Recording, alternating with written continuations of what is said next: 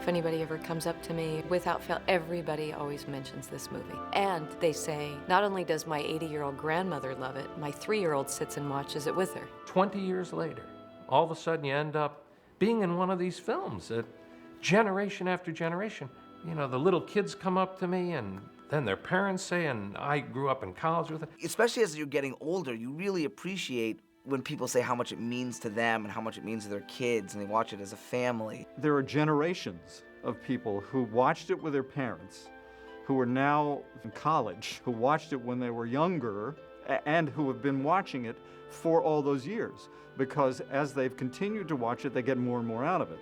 They understand the humor better.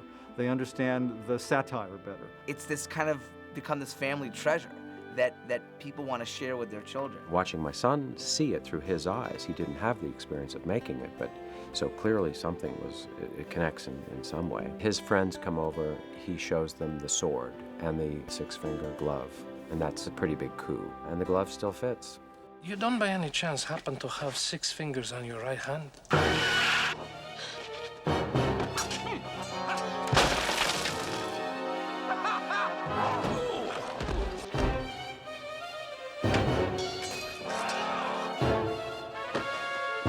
Let me explain. No, there is too much. Let me sum up. I remember like little snaps. I remember the room. I shot the whole movie in London, and my little bedroom part was shot at the end. And a lot of the stuff was still built.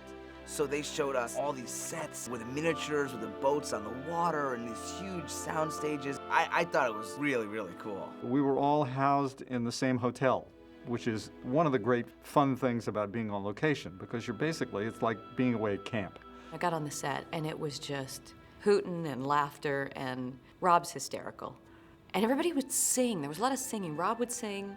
We'd have dinners bi-weekly where we'd all get together in somebody's hotel room. We'd go to a restaurant. We'd play games, and I recall that Jamie Lee Curtis had a cook pot in her room with Chris Guest, and they would cook stuff in their room, and I would cook stuff, and Robin, it was a real sort of wonderful kind of communal experience. It was movie camp. Just couldn't have been a gathering of nicer people doing something that they liked, dressing up, you know, playing. It was really fun.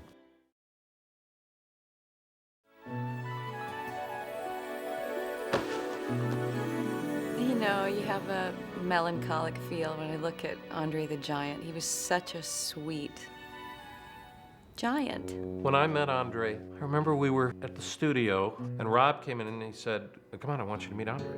So I came out of this room and I walked over here, and there was a small couch, and I saw this landmass, just the way Bill Goldman describes it. You were not hired for your brains, you hippopotamic landmass! I never saw anything like this. I lost my breath. And I really had to get it together because we had to be partners. You know, this was going to be my partner, and we had to bond, and, you know, and I was already worried I screwed it up from the minute I opened my eyes because I was overwhelmed by, I just lost my breath.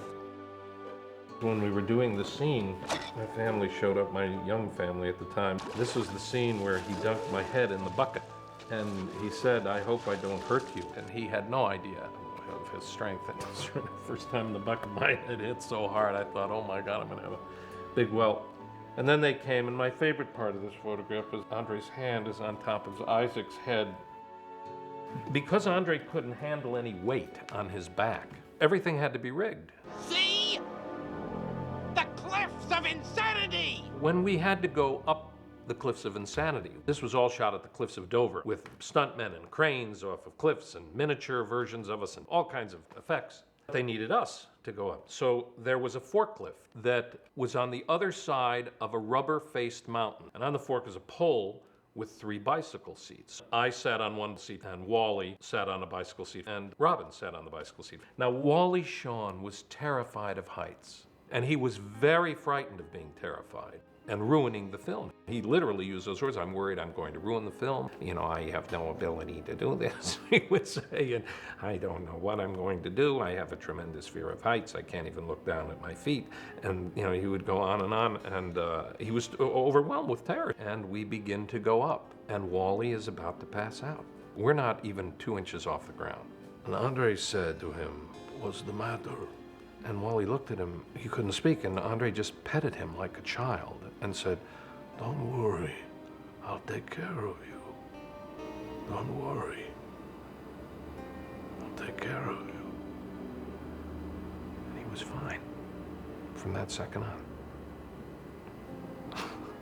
And we went up, and we went down several times. And Wally never had a problem. He believed him. He had a very, very philosophical view of who he was, the gifts and the burden that he'd been given in life, and he'd come to accommodate them in a very, very gracious and graceful and dignified way. It's not my fault being the biggest and the strongest. I don't even exercise. I don't want to call Andre a tragic figure because he was not. He was filled with a kind of enjoyment of life. He had a love of other people. He enjoyed being around us.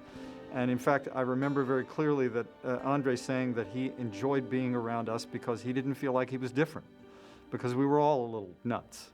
Isaac, you did something right. Oh, wait. I wanted it to go to my head. I like when he says, "We'll always have Paris," but that's from another movie. Do you mean from this film? Boo! I love you, Spartacus, like the father I never had. That's Spartacus. Boo! Gladiator, he says, "I will fight you, Gladiator." Boo! I have a sketchier memory. Although I know I had lines in the movie, and I know different people said things because it was a talkie. Beat it, or I'll call the Brute Squad. I'm on the Brute Squad. You are the Brute Squad. I am the Brute Squad. I am the Brute Squad. It wasn't my line. Of course, there's, inconceivable. Inconceivable. Inconceivable. Absolutely, totally, and in all other ways, inconceivable. Inconceivable! Inconceivable. Inconceivable. You keep using the word. I don't think it means what you think it means. Who would it have been if it wasn't Mandy playing Inigo Montoya? What would that dynamic have been if it wasn't the six-fingered man played by Christopher Guest? It's dynamics. It's that energy that's created between those people and the director and that writer, and that's the teamwork that creates that art piece. And then, when it was over, we got a phone call that there was going to be a rough cut of the film. You want to come see it? I hadn't had great luck with movies up to that point, and I sure loved this part, and I loved this film, and I figured, what'll be wrong with this one? And we're watching the movie, and somewhere at some point I just started weeping. I lost it.